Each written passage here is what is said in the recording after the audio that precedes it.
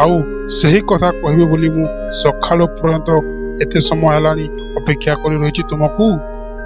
ଜାଣିଲ ମୈତ୍ରୀ, ମୁଁ ଭାରିଜା ମାନେ ତମର ମୈତ୍ରାଣୀ ଏ ମିଠା ଜାମୁକୋଳି ଖାଇକି ଏତେ ଖୁସି ତା ମନ ତମକୁ ଟିକେ ଦେଖିବ ବୋଲି ସେ ଡକେଇ ପଠେଇଛି।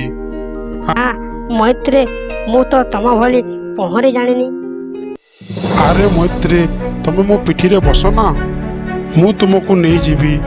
ତମ ମୈତ୍ରାଣୀ ସାଙ୍ଗରେ ଦେଖା କରି ମୁଁ ସଞ୍ଜ ପୂର୍ବରୁ ତୁମକୁ ଆଣି ଏଠି ଥୋଇଦେବି। ହଉ ତାହେଲେ ଚାଲ ଯିବା। ଯେମିତି ଯାଇ ସେ କୁମ୍ଭୀର ପିଠିରେ ମାଙ୍କଡ଼ଟି ଯାଇ ବସିଛି, କୁମ୍ଭୀର ସାଙ୍ଗେ ସାଙ୍ଗେ ନଈ ଭିତରକୁ ଜୋରସେ ପହଁରିବାକୁ ଲାଗିଲା।